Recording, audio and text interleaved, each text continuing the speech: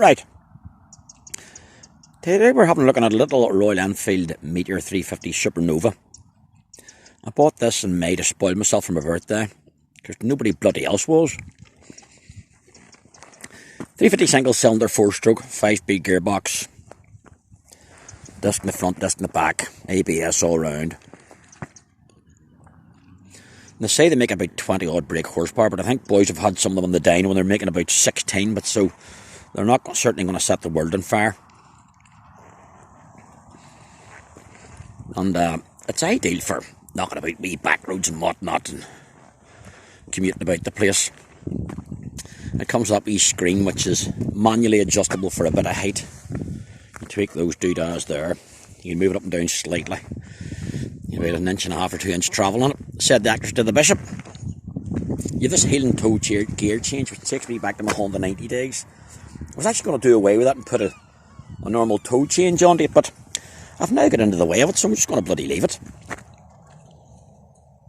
Fuel injected as usual.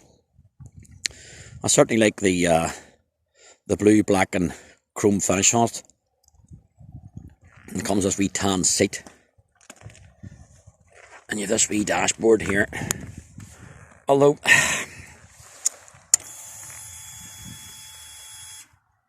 you have all this business in the middle. It's giving you umpteen trips and fuel gauge, and there's an eco mode if you're riding it sensible. And this here's your little sat-navy boyo. Although I like things to be symmetrical, so I don't know why they couldn't have put a rev counter on it and put this in the middle of the rev counter, they've put this in the middle of the speedo, but anyway, it is what it is. Good quality switchgear, certainly as good as any Japanese stuff I've ever seen. And a handsome set of mirrors, although they do vibrate slightly. You know. Brakes, slight wooden feeling to them, but I'll knock that off. And maybe a few miles down the line I'll put a set of ABC pads on it. You could maybe do with it's a shame it didn't have adjustable span levers on it, but if you have wee short stubby fingers you get a bit of a reach for that, but it is what it is.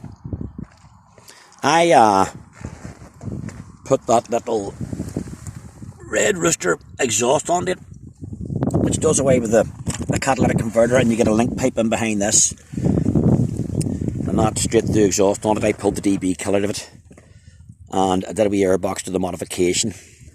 And the modification basically is get yourself an 1.25 inch tank cutter and run it down through the side of the airbox, and that'll let her breathe a lot better. Certainly the end can of that modification has made the bike a lot liftier. There's a big hill up where I live, and with the when there's a standard trim up the hill, you're down to 4th gear. Doing that end can, that exhaust, and the airbox mod up the hill, she's in 5th and she's still accelerating. And 5th's a bit of an overdrive in this. I'm going to start here just to hear the.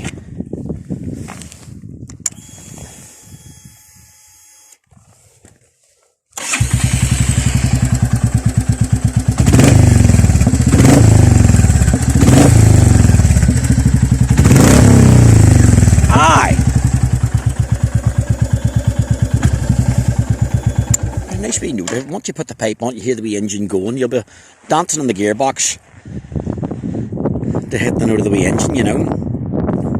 One thing at this point, there's absolutely no storage space at all on it. You couldn't, if you're going to put your piece, take your piece, your sandwiches with you, there's nowhere at all. I'm not so sure about this backrest.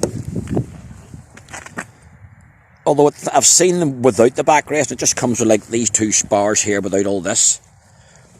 But it needs something. If I had a good pipe bender and a TIG welder and about 1-inch tube stainless, you could fashion something around there, a nice stainless grab lid or something.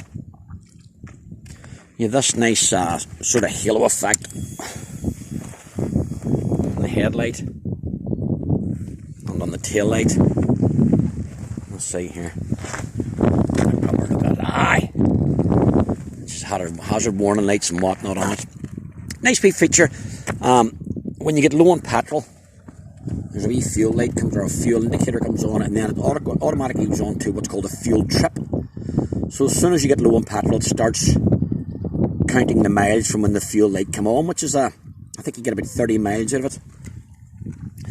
Royal Enfield say you'll get 300 miles to your tank in, around 100 miles to the gallon or something. Certainly, when I put petrol, you're certainly not chasing around petrol stations. You know. But a comfortable wee bike. Very, very nimble. It would have been nice if it should have been a 500. You know, something with a wee bit of poke. If you're opening the throttle away from the traffic lights and first, you'd feel you're going a wee bit light in the front end. Maybe a wee dab of the clutch, you could stand her in her tail. Wee bit of power like that would have been nice. But it is what it is. It is what it is. But yes, I certainly recommend changing the exhaust and letting it breathe. Now, mine's already been back to the shop because when about 1,000 miles on her, the engine management light come on. Apparently there's a fault with them where this sensor, is it an oil temperature sensor? And apparently the parameters that have been set within the ECU are too tight, and occasionally the sensor reads that the oil temperature is too cool.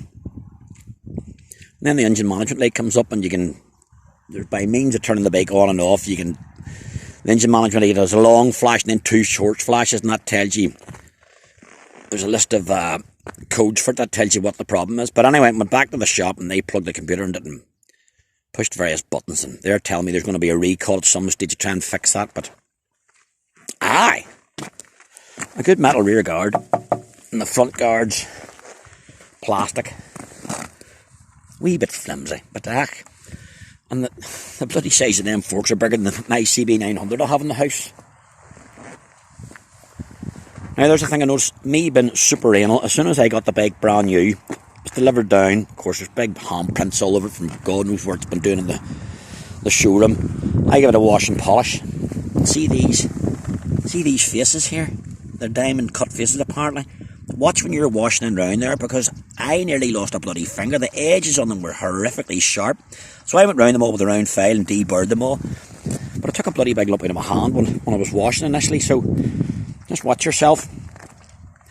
When I first got the bike, the ride was very, very stiff, I found on it, and the shocks were set at their softest.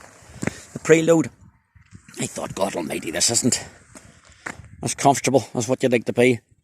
But it's counterintuitive. Actually, tighten the preload up by 2 notches, and that takes that initial dig when you hit a bump on the road. And it's eased it a bit. And then there's now 1,500 miles the bike, and the shocks are starting to soften a wee bit. Apparently the shocks from the 350 Classic will fit it, and they're slightly softer, so I'm told, but I can't confirm whether that's true or not. But yes, I'm certainly well pleased with it. Handsome wee article. Aye. For £4,000, for God's sake. Huh? It'll do me for tubing around. Anyway, there we go.